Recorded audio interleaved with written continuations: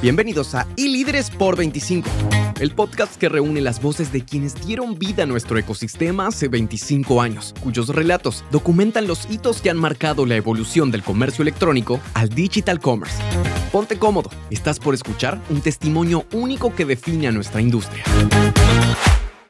Bueno, seguimos con iLíderes por 25, trayéndoles los líderes de nuestro ecosistema que hicieron posible que hoy estemos hablando de 25 años. Marcelo, la verdad, un placer tenerte acá.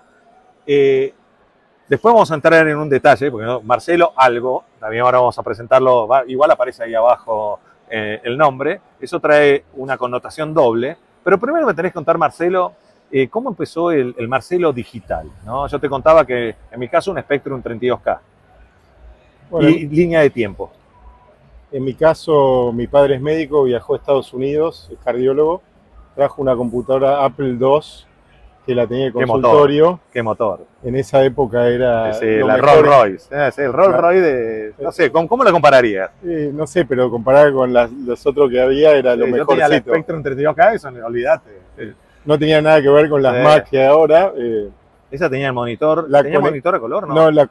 No, tenía monitor verde, pero se podía conectar a un televisor color. Okay. Por eso el logo original de Apple era una manzana con varios colores. Ah, cierto. Porque cierto, Apple... sí, como si fuera el arco iris, ¿no? Sí, porque... Cierto, ese dato no lo tenía. Es parecido a la bandera de los colores del GTV actual, pero en ese momento no existía el GTV.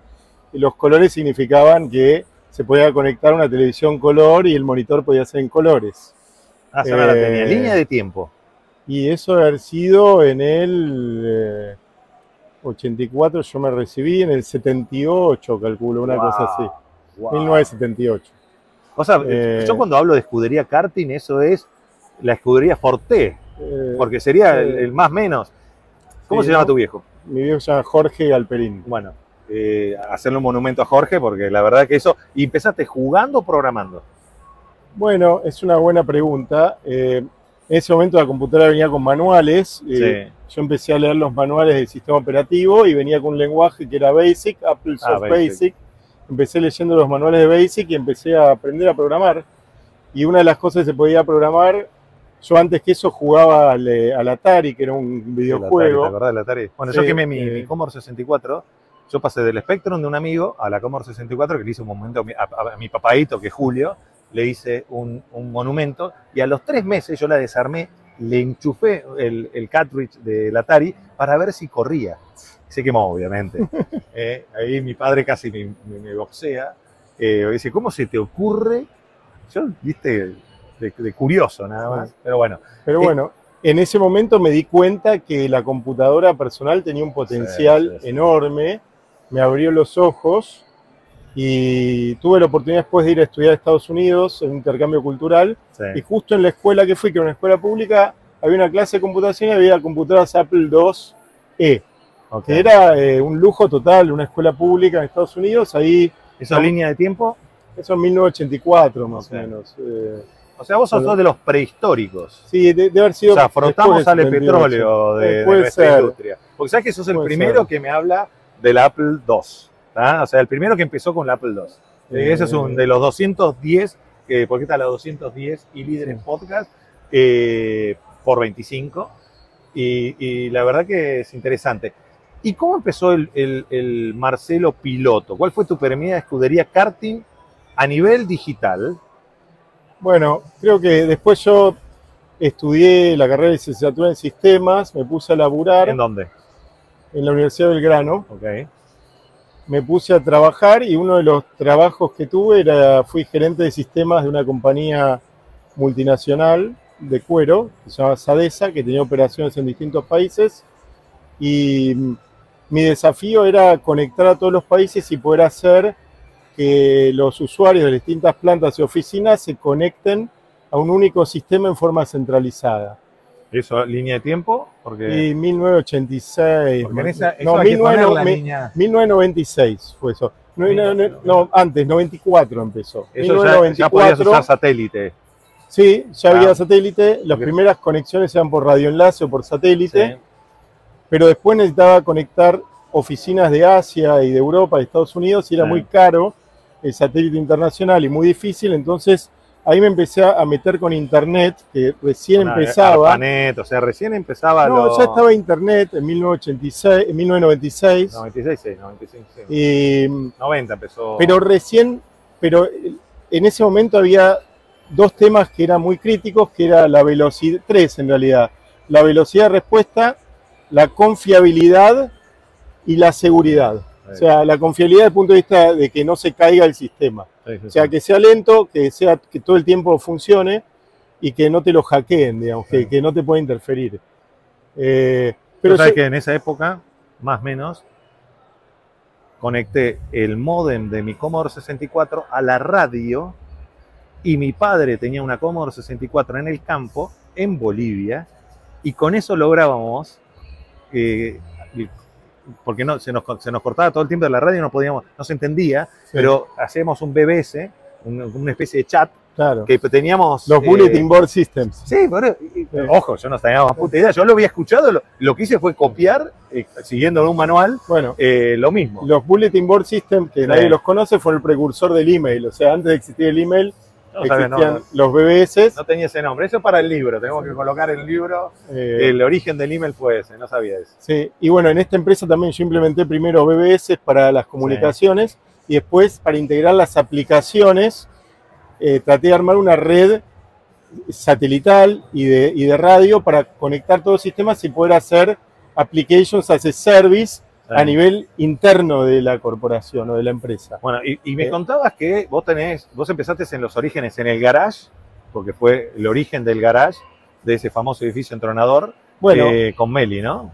Sí, así es. Yo fui uno de los 3 socios fundadores originales, fui el que hizo todo. Hasta Marcos, Hernán y yo. Yo hice ya tuvo Hernán, ahora me falta Marcos. Marcos me está haciendo el ole, pero ya lo voy a encontrar rápidamente.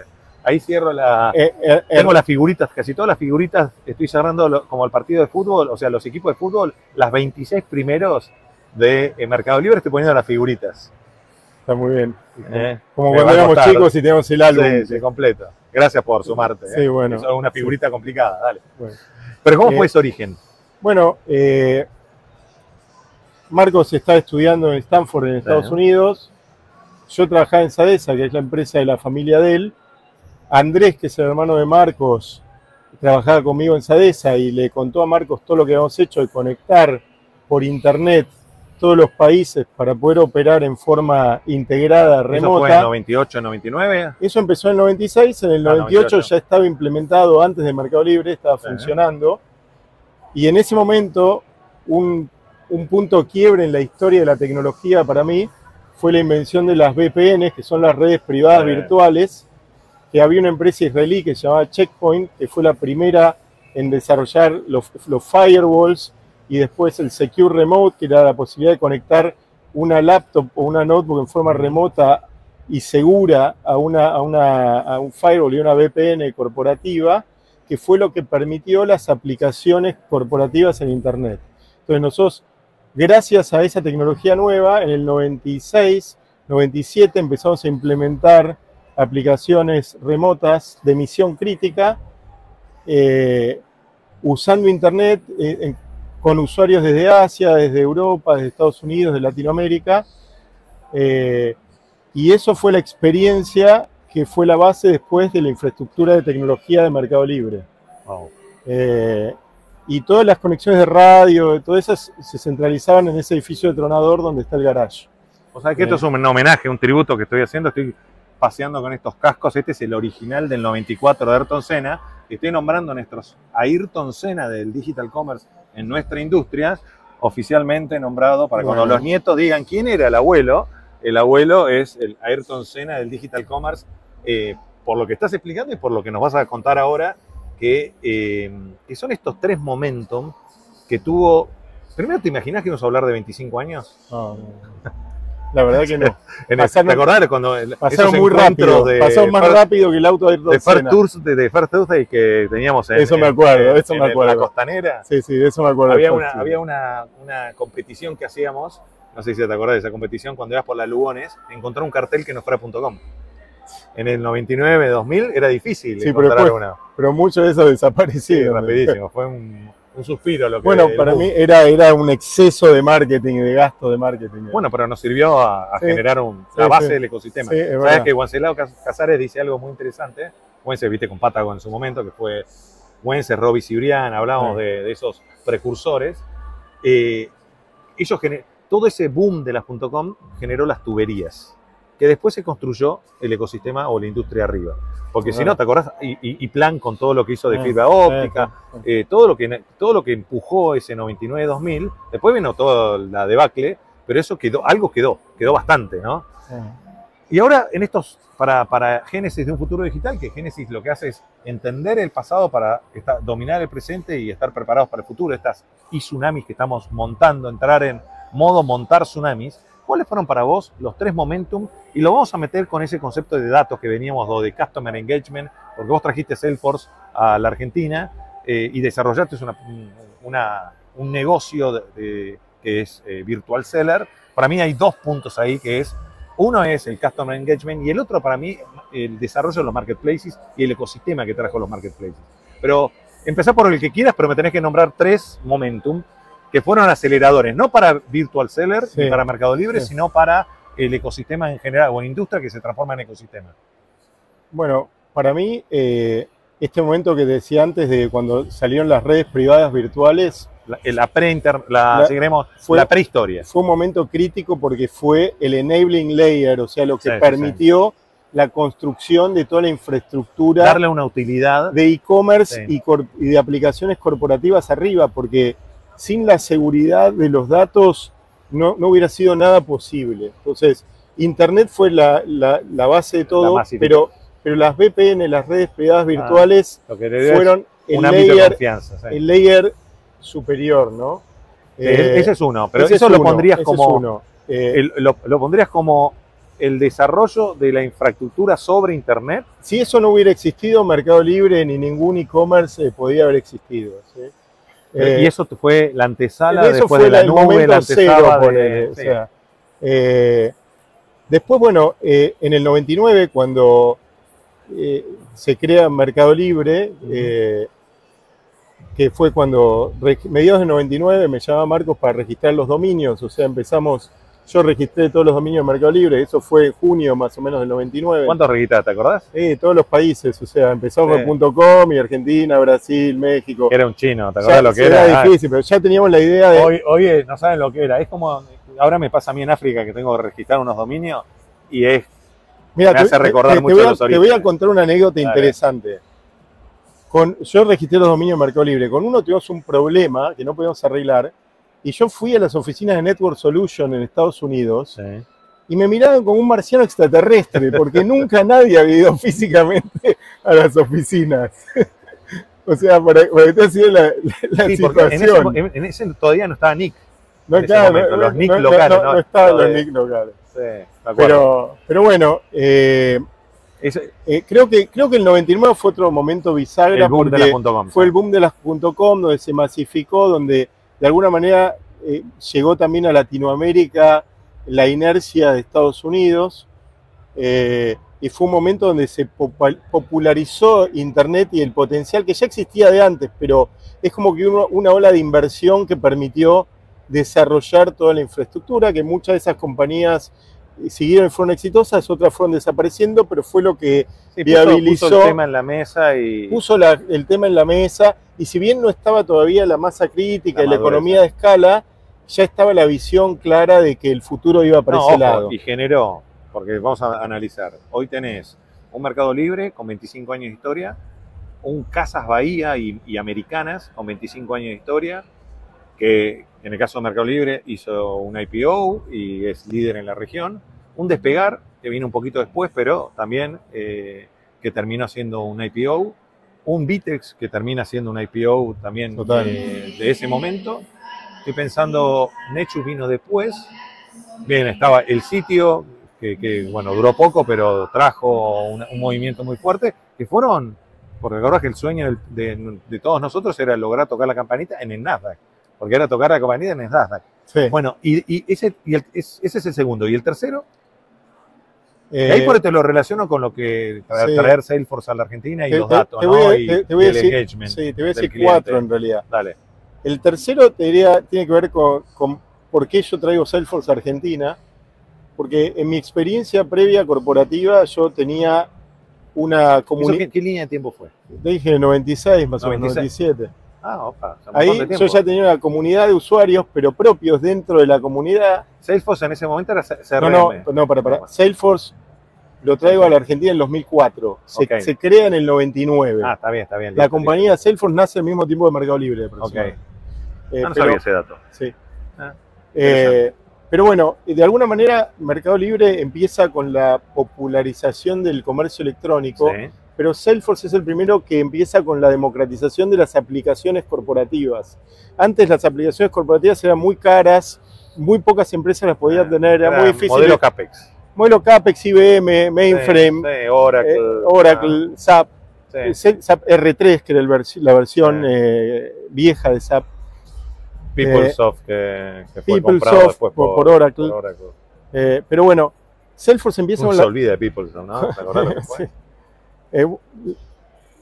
Pero Salesforce empieza con la democratización de las aplicaciones corporativas y empieza con las aplicaciones corporativas de misión crítica en la nube, o sea, por internet. Antes todas las empresas tenían su servidor y cuando yo iba a hablarle a los gerentes de sistemas que mueven sus aplicaciones a la nube, me miraban como un marciano extraterrestre, que cómo voy a hacer eso, la seguridad, la disponibilidad, la confiabilidad. Fue eso, fue una concientización, no me gusta hablar de evangelización, fue una concientización muy fuerte que duró, porque fue justo en el momento que salió también el open source. Duró 10 años más o menos 10 años. Open source y el software as a service, ¿no?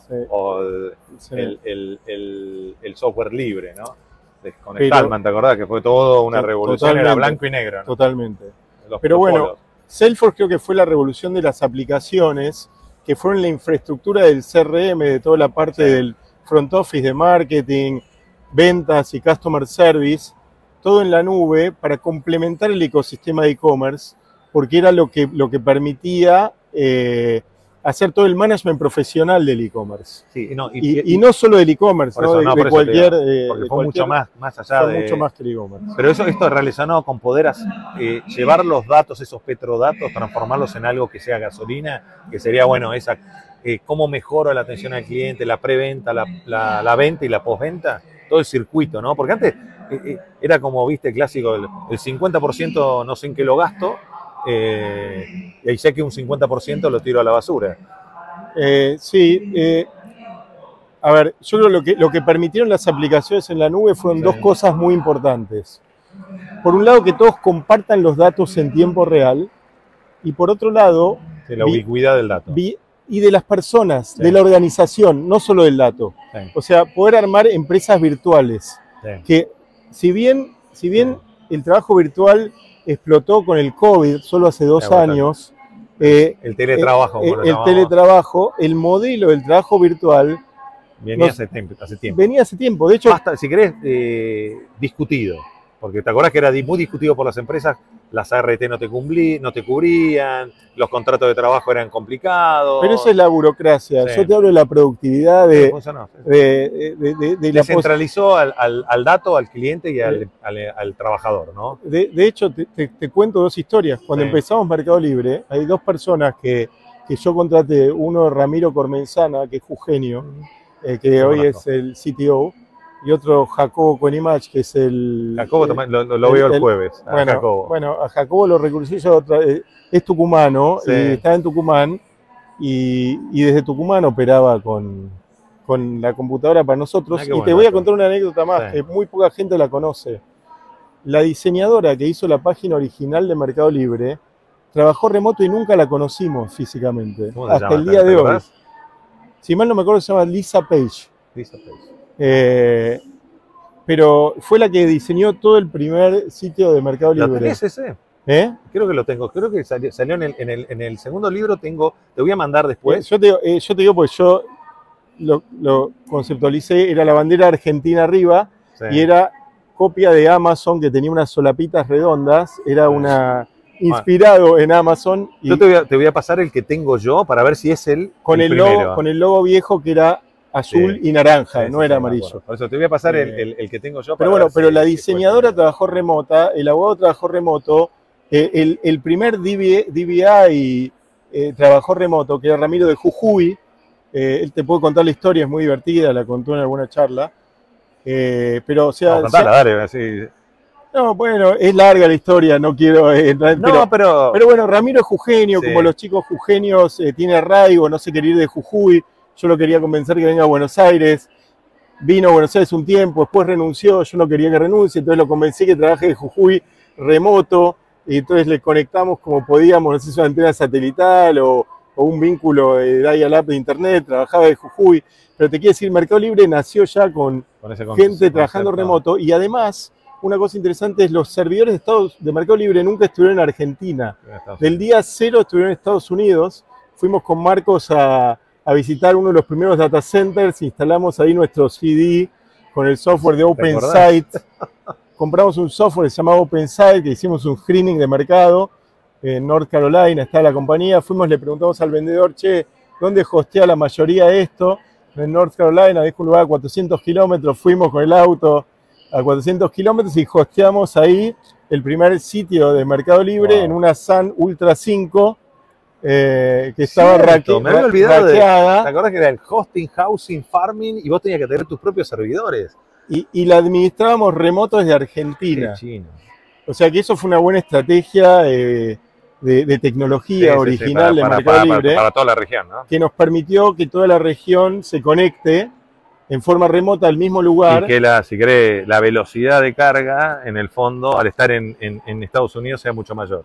No o solo mejor, ¿no? Era mejor, pero no solo eso, sino que en Argentina estaba Telefónica y Telecom, Sí. y los usuarios de Telefónica no tenían conexión con los de Telecom y los de Telecom no tenían con los de Telefónica. Cierto.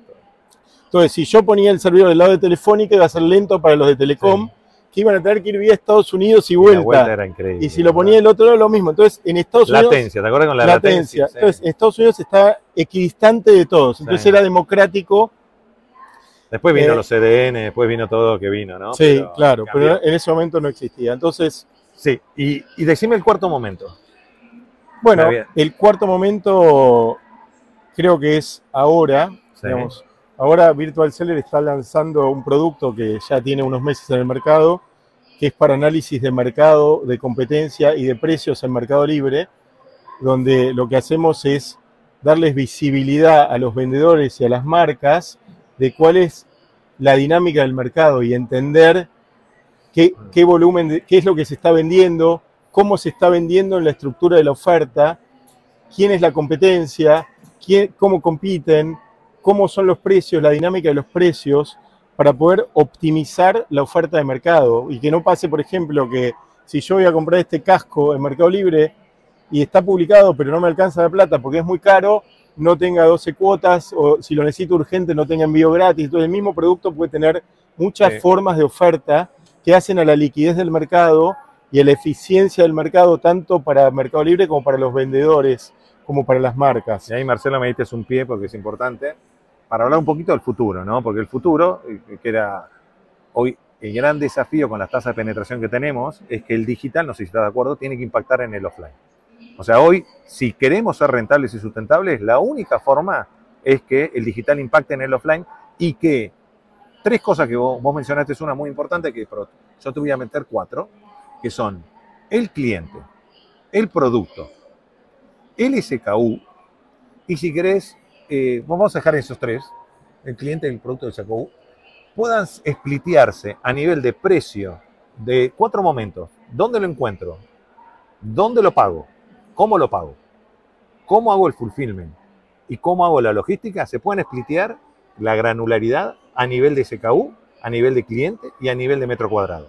Y que podamos llegar a precios dinámicos. Porque vos lo que estás diciendo es, este SKU, para que entiendan es, si yo quiero ser rentable como retail y marca, yo tengo por ahí 1000 cascos. Y los vendo al que me lo compre. Pero tengo 1000 cascos. Yo podría vendérselo a los clientes más rentables, en el canal más rentable, con la logística más eficiente y, bueno, y con, si queremos, en el tiempo de entrega más correcto. Eso hoy se puede hacer, pero hay que ejecutarlo. Vos lo que estás diciendo es, yo te doy la posibilidad con este lanzamiento de tener precio dinámico en Mercado Libre. Te doy la posibilidad de entender el mercado. Para definir tu regla de negocio. Para definir tu estrategia. Los precios ya son dinámicos en Mercado Libre, porque Sí, dependen de la oferta y la demanda y todo el tiempo van cambiando. Pero yo como retail o como marca, vos le estás permitiendo que él pueda definir el precio según la competencia, y esta es una pregunta más de producto. Sí. ¿Solo en Meli o fuera de Meli también? No, nuestro producto es solo en Meli, Solo en Meli. porque Meli ya de por sí tiene una complejidad tremenda y una dinámica, con lo cual ¿Y eso es hacerlo solamente por mercado o global? No entiendo. ¿Multipaís? Es multipaís, sí. Pero yo comparto lo que decís vos 100%, o sea, la tendencia va a que el precio va a ser dinámico en función del envío, de la financiación, del canal de distribución, de la competencia, del momento, del stock. O sea, todo. Va a ser una combinación dinámica de todas las cosas y eso va a ser más eficiente para el vendedor, pero también para el consumidor, porque va a ser más eficiente todo el mercado. La estamos complejizando ahí, Marcelo, pero Sí, para que entiendan, bueno. cuando decíamos recién que el online, parece un trabalenguas, el online tiene que impactar, el online necesita más del offline que el offline al online, ¿sí? El offline necesita más del online que el online del offline. Y lo que tenemos que entender acá es que cuando hablamos de stock, precio y de cliente y metro cuadrado, o sea, de SKU, cliente y metro cuadrado, competís, ese SKU compite con el metro cuadrado cuando tenés metro cuadrado, ¿no? Sí. Entonces, ¿dónde priorizas ese stock? ¿A qué precio? Donde sea más rentable. Exacto, la rentabilidad es fundamental. Sí, lo difícil de esto es dos cosas. Una es tener los datos, Sí. que es lo que le damos nosotros, y poder visualizarlos, Sí. pero otra es tener los sistemas operativos de Sí, la gestión interacción. para poder manejar la logística y las operaciones en forma eficiente. A ver. Eso es muy complejo, al punto tal que hay empresas en Estados Unidos que hacen arbitrajes dentro de Walmart y dentro de Amazon y entre Amazon y Walmart. Sí. O sea, porque es muy complejo el tema. No, y esto para que lo entiendan es lo complejo generalmente es resolver algo sencillo, o mejor dicho, nuestro desafío es resolver temas Sencillo lo complejos complejo. en forma sencilla y reservar el stock. Yo siempre digo que en el comercio unificado, en el retail, la sangre es el SKU. El corazón que la bombea es el comercio unificado. Lo que mantiene esa estructura, la vértebra, o sea, todos los huesos, son las tiendas. Y si querés, el cerebro es el cliente, ¿no? La parte nerviosa es el cliente.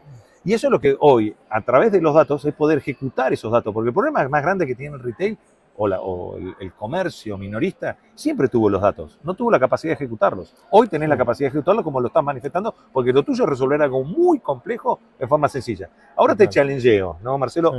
¿Por qué no? ¿Por qué solo Meli? ¿Y por qué no incorporar otros marketplaces? Otro tipo, porque hay un ecosistema fuerte. Es una excelente pregunta, Sí. excelente la tuya. Tiene dos componentes la respuesta.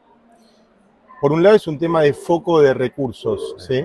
Empiezo por Meli y después sigo. Uno tiene que concentrar los recursos en los mercados de mayor volumen porque son los que mayor impacto tienen. El segundo es un tema de tecnología. No todos los marketplaces tienen la tecnología que tiene Meli para poder darte la información de manera que pueda ser procesable. Bueno, después hablemos, porque vos sabés que nosotros somos hoy, cuando vos ves los marketplaces, vamos a ir a Brasil, que hay más o menos 25 marketplaces que mueven volumen, de los cuales hay un top 10, pero 18 son VTEX y nosotros estamos nativamente, somos casi parte del ecosistema, de la tecnología de Meli. La integración que tenemos y esto que estás manifestando es lo que necesitan todos los que son marketplaces retailers, o marketplaces bancos, o marketplaces programa de fidelidad, o marketplaces, no sé, verticales, porque cada vez tenés más una hiperespecialización a través de marketplaces y sourcing. Y para ir cerrando, porque sabés que este video podcast tiene mucho para... Sigan escuchándolo porque tiene mucho para hacer, tenemos que hacer una saga, creo. Porque hay un tema que para mí creo que es el gran desafío que tenemos como industria pensando a futuro, que es hoy cómo lo trasladamos esto del precio dinámico a la tienda física. ¿Ah? Cómo nosotros logramos esa hiperpersonalización del cliente pre-checkout. Porque hoy lo que está haciendo el gran precio dinámico... Ya entendí, es una muy buena pregunta. Porque hoy lo primero que sí, necesitas sí, es integrar los sistemas. O sea, no, los sistemas te de propongo que punto hacemos de después venta... otro porque tenemos que ir okay, cerrando este pod. Hacemos una saga sí, todo bien. que se va a llamar precio dinámico end-to-end en comercio unificado. Me parece muy interesante. Porque hoy los que son los reyes del precio dinámico o de la personalización en el checkout es el supermercadismo. Y si querés, Pharma, ¿ah? Que son los más maduros en lograr, sí, cuando los programas de fidelidad o con la identificación del cliente en el punto, en el post, sí, te dan el disco check, el jumbo check, lo que sea check, sí, el tata check, sí, y te terminan personalizando. Pero para ir cerrando, Marcelo, si vos tenés que resumir estos 25 años en una frase, que te salga de las entrañas, así del corazón, ¿cómo la resumirías? Yo creo, primero tenemos mucha suerte de vivir en este momento en la historia, ¿no? Sí. Porque lo que pasó los últimos 25 años, comparado con la historia de la humanidad, es sí, algo tremendo. O sea, creo que y eso le sumamos la pandemia, con ese ACDC, yo le llamo ACDC al cuadrado, antes, durante y después del COVID-19, porque nosotros vivimos un momento muy importante con Internet, sí, pero la pandemia fue un antes y un después. Creo que la pandemia, de alguna manera, lo que hizo fue potencializar o mostrarle a la gente el potencial de toda la distribución del e-commerce y las aplicaciones en la nube y la posibilidad de trabajar en forma remoto. Y a mí me gusta más llamarlo en forma virtual, porque yo creo que la virtualidad es lo que funciona, ¿sí? La posibilidad de generar empresas virtuales, organizaciones virtuales, estructuras virtuales, dinámicas. La pandemia mostró que eso se puede hacer y lo aceleró. Sí. Pero es el resultado de 25 años de desarrollo de toda la tecnología, la infraestructura de e-commerce, las aplicaciones. Agradezcamos que teníamos el nivel de madurez. Totalmente. Porque si no hubiera sido un desastre. ¿Te acuerdas que cuando sucedió la pandemia, yo voy a contarte una anécdota que es, nosotros hicimos nuestro charter 2024 en octubre-noviembre del 2019. Sí. Los números que habíamos puesto para el 2024 los cumplimos en noviembre del 2020. Sí. Y eso hizo que hiciéramos el IPO el 21 de julio del 2021. Está bien, Mercado Libre también se aceleró un montón. Pero tenías que tomar la decisión. ¿Te acordás que todo el mundo decía, pará pelota, esperá a ver qué pasa? Nosotros hicimos all-in y dijimos, hay que salir a ayudar a los retailers y marcas y fue una locura, pero que salió bien, como digo. Está buenísimo, porque vos me preguntás los 25 años, yo creo que la pandemia mostró todo lo que se construyó durante 25 años. O sea, fue el resultado como el examen de la infraestructura. Que todo lo que se construyó realmente agrega valor. ¿Te acordás que en ese momento decíamos, ¿Internet aguantará? Tuvo la duda, o explota. ¿Las conexiones podrán soportar lo que tienen que soportar? Bueno, Marcelo, la verdad, un placer. Igualmente, muchas gracias. Como digo yo siempre, traer a estos líderes que fueron los protagonistas y son los protagonistas de lo que hemos construido estos 25 años para Génesis de un futuro digital. Recuerden que si quieren acceder ya a los primeros libros de Génesis de la colección, entren en genesisfuturo.digital, genesisfuturo.digital, y ahí tienen ya todas las dimensiones, en inteligencia artificial, en audiolibro, en la posibilidad de tenerlo en formato impreso. Así que aprovechen el entender el pasado para dominar el presente y estar preparados para surfear estos tsunamis, montar estas olas que se vienen, porque coincido totalmente, lo que se viene, lo que vivimos es una muestra de lo que se viene y realmente va a ser un déjà vu, porque es un modo constante de montar olas. Sí, déjame que diga algo para cerrar. Sí. Lo que se viene es lo que vivimos, pero muchísimo más acelerado. Sí. O sea, creo que los próximos 3 a 5 años van a ser el equivalente a los últimos 25. Yo digo que en 2 mundiales, 2030, este dispositivo que estamos grabando, que es un iPhone, se deja fabricar y vamos a pasar a tener, viste, el AI PIN, algún formato, un wearable con inteligencia artificial, realidad aumentada y reconocimiento de voz. Así que va a ser lo que vivimos de mobile, va a venir con otras nuevas interfaces. Seguimos con Más y Líderes Podcast, trayéndole a nuestros protagonistas que le cuentan de primera mano qué hicimos, cómo lo hicimos y hacia dónde vamos. Gracias. Gracias por unirte a iLíderes por 25. Si este contenido te ha gustado, compártelo para que más personas puedan navegar el origen de nuestro digital commerce. No olvides suscribirte para no perderte las próximas conversaciones con los líderes que continúan escribiendo la historia de nuestro ecosistema. Hasta la próxima, donde seguiremos explorando, aprendiendo y construyendo el futuro digital juntos en eLíderes por 25.